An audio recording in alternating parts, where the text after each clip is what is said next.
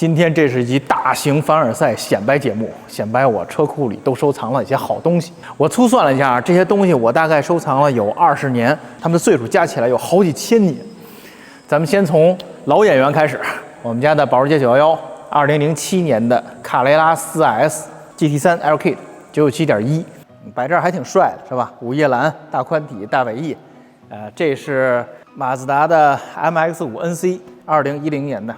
这个整备一新，放这儿挺诱人的小车是吧？28000公里全车原漆，放在这儿像个小玩具一样。这是整个屋子的灵魂啊！我觉得弄这个车库60%的原因就是因为它这辆雪铁龙 CX-25 Prestige 1975年的老家伙，这是我最喜欢的老车。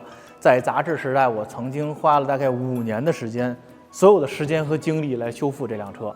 最后才把它弄成了这样，这些年也是一直没有个地方放，颠沛流离，存在各种朋友的修理厂里、展厅里，都有点沧桑了。这次呢，终于实现了我的一个梦想，什么梦想？就是让它在我身边，我每天工作的时候可以看着它。我设计这间办公室的时候，特地做了一个完整的5米长的一个橱窗，就是为了我在屋里面能看到它。大家现在跟我进屋看看。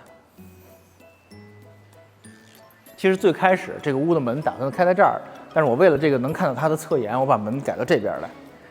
这样的话，当你坐在这儿的时候，大家看，我会看到这辆车美丽的侧颜，这是我一直向往的一件事儿。这次也算是圆梦想车库吧。在这儿聊天、喝茶、开会的时候、办公的时候，你可以看着这辆车的侧颜，多美呀！当然这辆车每1秒钟都在漏油，它是著名的雪铁龙液压车。所以弄整个车库之前，我买的第一样东西就是一巨大的接油盘，把它接住啊，要不然地就完蛋了。门口我们放了一辆老上海760A 啊，这辆车不是我的，就是我好朋友的，是拓翼模型的创始人啊，韩哥的车，我们一起收的这辆车，我把它放在这儿，这也是我觉得中国历史上老车里边设计的最漂亮的一款，而且这辆车非常的珍贵，这辆车来自1974年。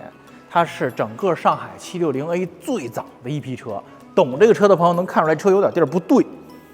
大家看前保险杠多2个防撞块，760A 其实没有这个防撞块的，只有老凤凰760才有。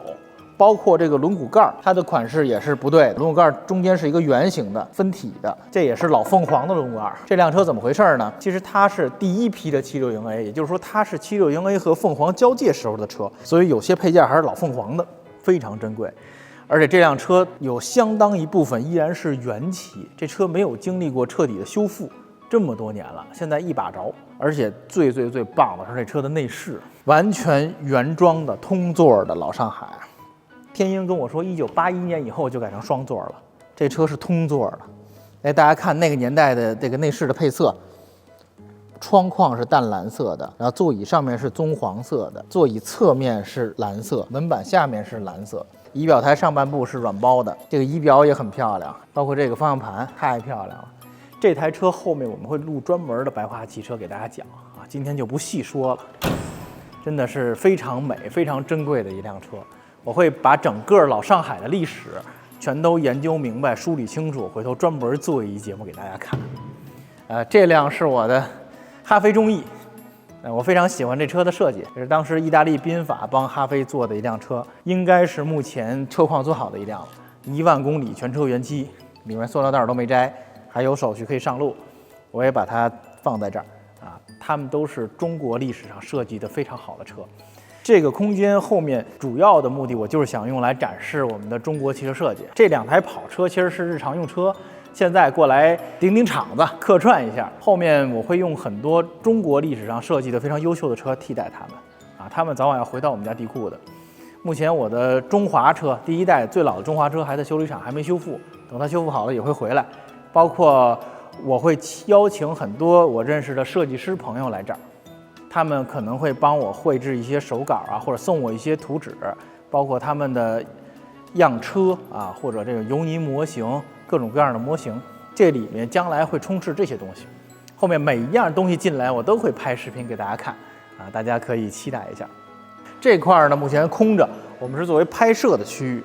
雪铁龙赛纳的一期节目就在这儿拍的。我征求过大家的意见啊，你们觉得是这车停在这儿，后面是一个干净的景，什么都没有，比较舒服呢，还是说我把车停在这儿，这儿也有老车，停个911啊，停个别的，我在前面这个区域拍摄，也就是说车停在这儿，拍车不同角度会穿进来这屋里不同的车，大家喜欢看着这些车当背景吗？还是喜欢这个白白净净的背景呢？现在带大家看看我的模型展。